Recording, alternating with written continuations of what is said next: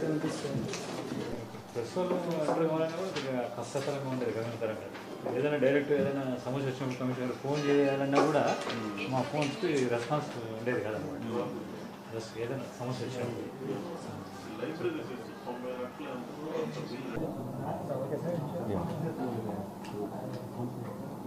కడప నగరపాలక సంస్థ ప్రజలందరికీ నమస్కారం.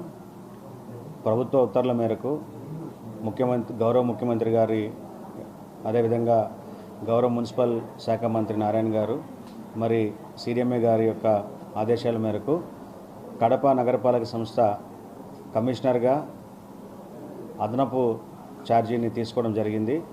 ప్రస్తుతం నేను vice chairman Kadapa urban development అథారిటీగా పనిచేస్తున్నాను.